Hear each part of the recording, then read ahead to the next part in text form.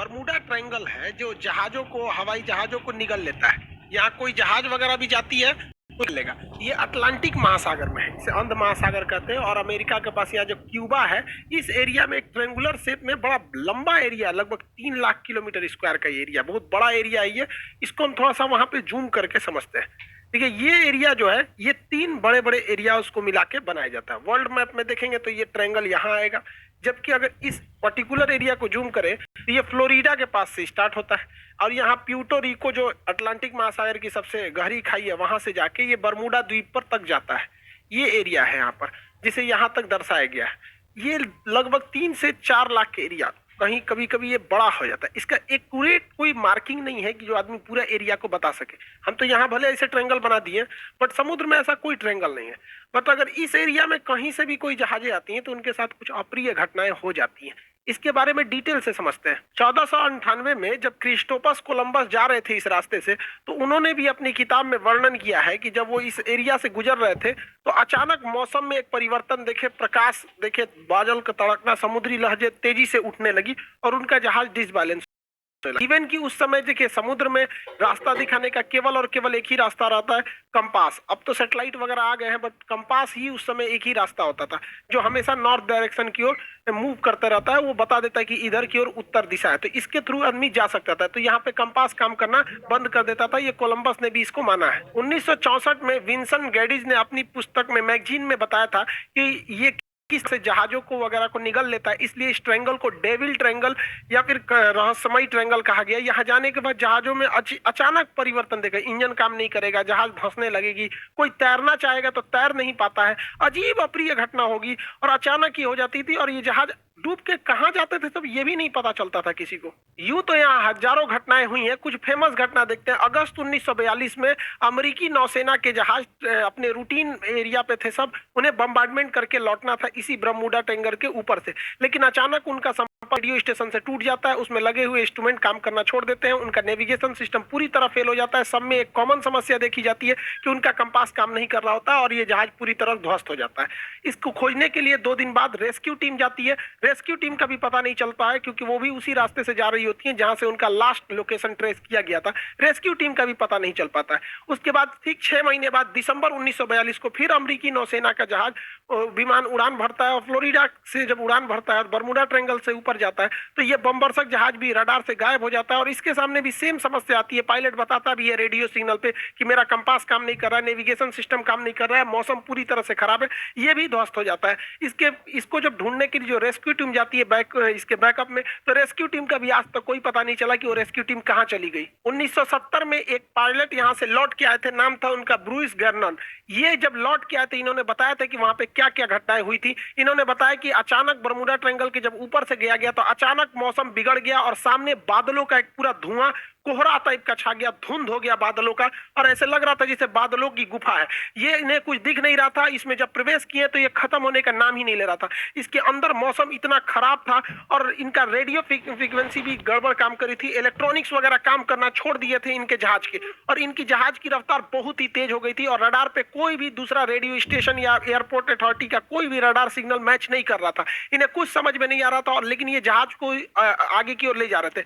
लगभग 3 मिनट बाद, एक अच्छी खासी दूरी तय करने के बाद ये उस जोन से बाहर निकले और उसके बाद ये अपनी जहाज को लैंड कराए। लैंड कराने के बाद देखिए इत्तेफाक क्या हुआ था कि वो 3 मिनट में ही 150 किलोमीटर की दूरी तय कर लिए थे। यानी इनकी जो रफ्तार हो गई थी लगभग 3000 किलोमीटर प्रति घंटा हो गई थी, जो अभी किसी भी पैसेंजर जहाज के लिए पॉसिबल नहीं है। ये तो मिसाइल और लड़ाकू जहाजों की स्पीड होती है। बहुत लंबे अरसे तक ये बरमूडा ट्रायंगल जो था एक रहस्य का कारण बना। लोगों को लगता था कोई अदृश्य शक्ति है जो जहाजों को, शिप को अपनी ओर खींच लेती है, लेकिन ऐसा कुछ भी नहीं है। इसके पूरे रहस्य पर पर्दा उठाया जा चुका है। इवन की बरमूडा ट्रायंगल दुनिया के 10 सबसे खतरनाक जगहों में से भी एक नहीं है। मतलब सोचिए 10 खतरनाक जगहों में भी इन्हें शामिल नहीं किया गया। इसका मतलब ये एक कहानी है। फेमस हो जाता है कोई चीज बहुत ऐसे ही कि जहाजों को निगल जाता है, ये होता है, ऐसा कुछ नहीं होता है। यहाँ कुछ नेचुरल घटनाएं होती है, कोई सुपर नेचुरल नहीं है जिसका लॉजिक भी अवेलेबल है। सबको हम लोग समझते हैं। जो जहाजों का मलबा गया और नीचे समुद्र के तल पे, देखिए यहाँ जो एरिया है बरमूडा का, जो एरिया इसके नीचे ज्वालामुखी है सब, और ये ज्वालामुखी विस्फोट करते हैं सब। जब भी ज्वालामुखी विस्फोट होता है तो कुछ जहरीली गैसें निकलती हैं, इसमें मीथेन वगैरह की मात्रा निकलती है। मीथेन गैस वगैरह जब पानी से मिलता है तो उसकी डेंसिटी को एकदम घटा देता है। जब डेंसिटी, समुद्र की डेंसिटी घट जाती है तो जहाजों को डिजाइन किया गया रहता है समुद्र की डेंसिटी के हिसाब से, उसके घनत्व के हिसाब से, ताकि वो ऊपर तैर सके। डेंसिटी घटने की वजह से अचानक वो नीचे धंसने लगती है, और यही वजह है कि वहां अगर कोई तैरने की भी कोशिश करता है तो नहीं तैर पाता है, क्योंकि उनका घनत्व घट जाता है।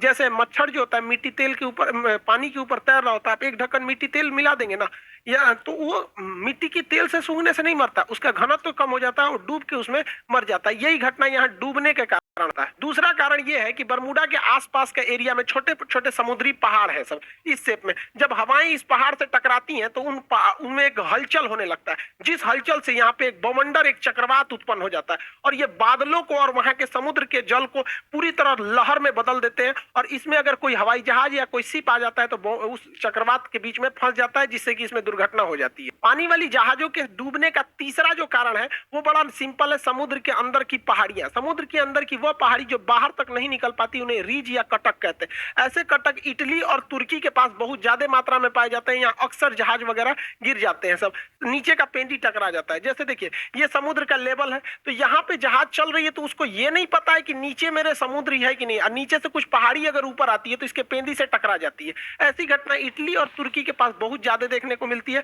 आप देखेंगे इटली के तट के पास ही इतना बड़ा जहाज टकरा गया, यहाँ पर एक मालवाहक जहाज टकरा गया, यहाँ पे बड़ी बड़ी शिप टकरा टकरा के गिरी है सब। अब बताइए, ये तो गलती है इन लोग की, जो कैप्टन है, क्योंकि इतने मॉडर्न शिप को अगर गिरा दिए लोग तो गड़बड़ बात है। उस समय जहाजों की दुर्घटना ज्यादा होती थी, क्योंकि न रडार था न सोनार था।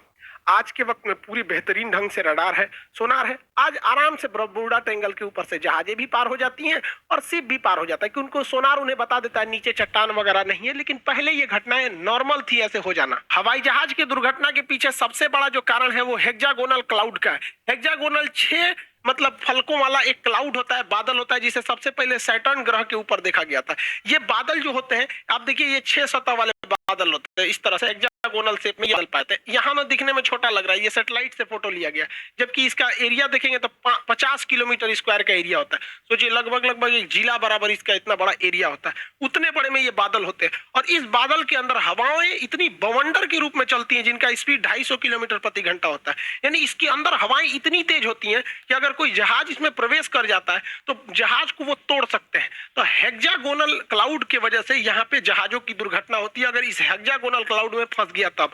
और ये भी देखिए, फंसता भी अगर विपरीत दिशा में फंसेगा तो तोड़ देगा उसको, और नहीं तो अगर सेम इधर ही हवाएं चल रही हैं उसी में जहाज भी फंसेगा तो जहाज की स्पीड को बहुत तेज बढ़ा देता है। यही वजह है कि जब वहां से कई जहाजें गुजरी हैं तो उनका स्पीड अचानक बहुत तेज बढ़ गया है। तो इसमें कोई दैवीय या भूत प्रेत वाली घटना या फिर कोई ऐसी चीजें नहीं है जिसका कोई पता नहीं लगेगा। नॉर्मल चीजें, अब ऐसी घटनाएं नहीं होती हैं, लेकिन ये पुरानी कहानियां, इस पे इतनी मूवी बना दी गई है, करोड़ों रुपए लोग कमा लिए इसके लिए। कहानी चाहिए एक डायरेक्टर को, अच्छा खासा कहानी बन जाता है।